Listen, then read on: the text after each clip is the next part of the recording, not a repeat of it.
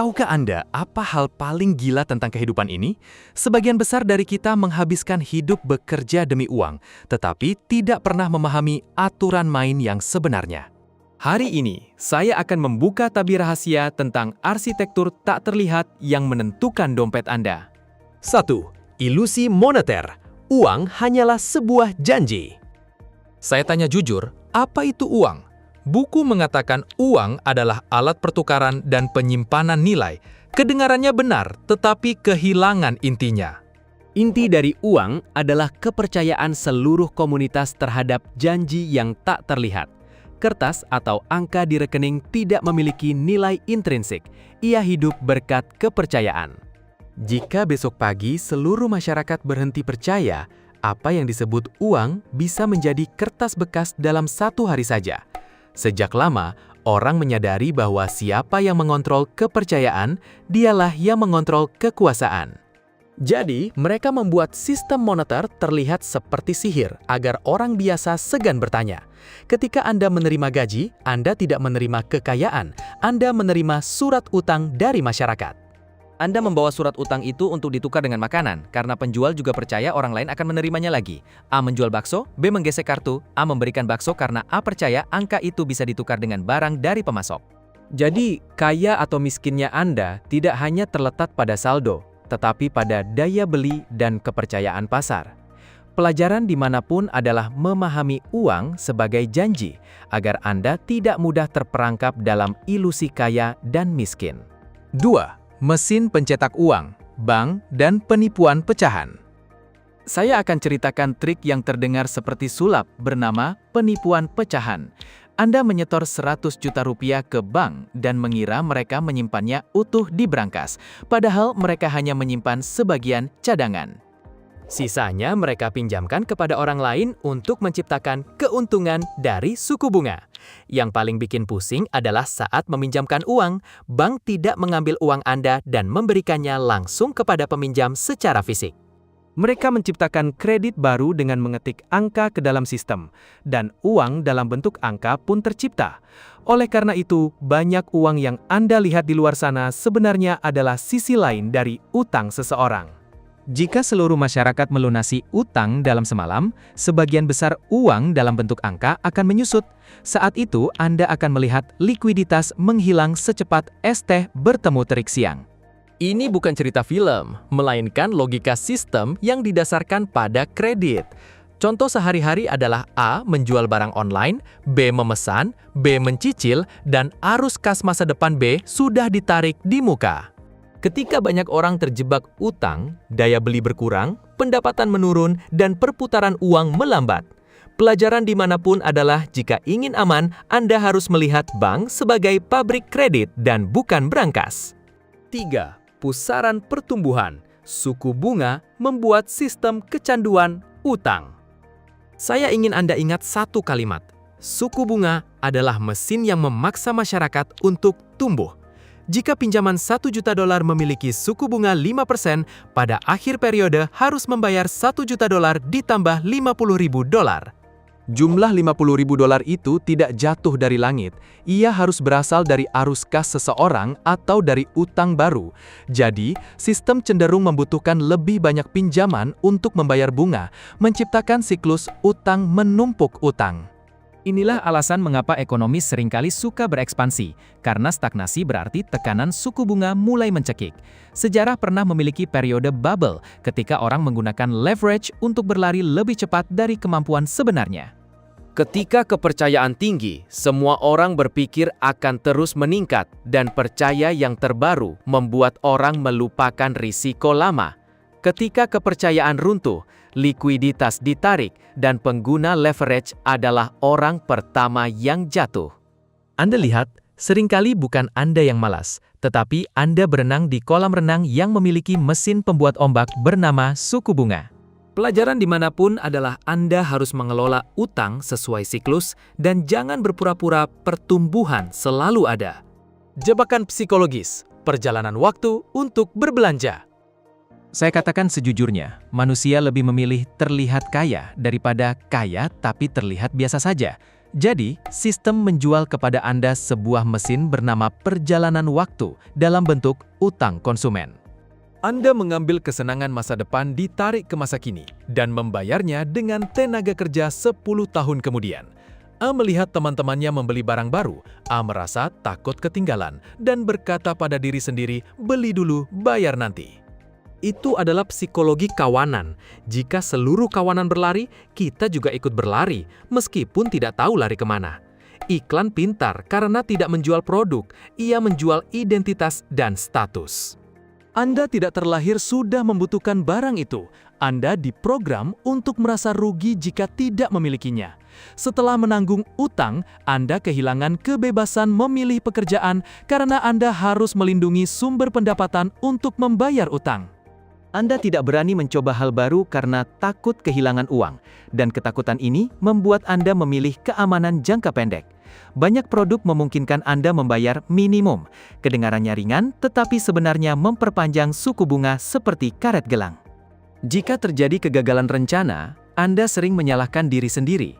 Saya kurang mampu, padahal permainannya dirancang agar Anda tersesat dalam kompleksitas. Dan jika Anda beralih ke spekulasi karena ingin cepat, perasaan balas dendam akan menarik Anda ke dalam lingkaran. Ketika lingkaran itu kuat, Anda bisa menjadi kecanduan sensasi mengklik tombol daripada kecanduan keuntungan. Pelajaran dimanapun adalah sebelum setiap pembelian, tanyakan apakah itu menambah aset atau menambah tekanan. 5. Pola pikir orang kaya. Utang adalah alat, bukan musuh. Saya tidak membenci utang, saya hanya benci menggunakannya di tempat yang salah. Perbedaannya terletak pada satu kalimat. Anda menggunakan utang untuk berbelanja, mereka menggunakan utang untuk membangun aset. A meminjam untuk membeli barang mewah, itu biasanya liabilitas karena nilainya turun dan tidak menghasilkan arus kas. B meminjam untuk membeli sesuatu yang menghasilkan arus kas, seperti usaha kecil atau properti sewa. Saat itu, utang B meningkat, tetapi aset B juga meningkat dan memiliki peluang membayar suku bunga dengan arus kasnya sendiri.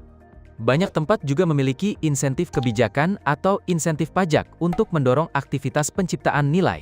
Jadi, untuk jumlah suku bunga yang sama, A membayarnya dengan keringat, B berusaha agar aset yang membayarnya. Ini adalah saat leverage menjadi lift, sedangkan utang konsumen menjadi tangga menanjak. Pemain yang benar memahami bahwa bunga berbunga adalah kekuatan yang sangat besar, tetapi harus ditempatkan pada aset bukan pada utang. $10.000 yang tumbuh 10% setiap tahun kedengarannya lambat, tetapi setelah beberapa puluh tahun, bunga berbunga dapat mengubahnya menjadi angka yang sangat berbeda.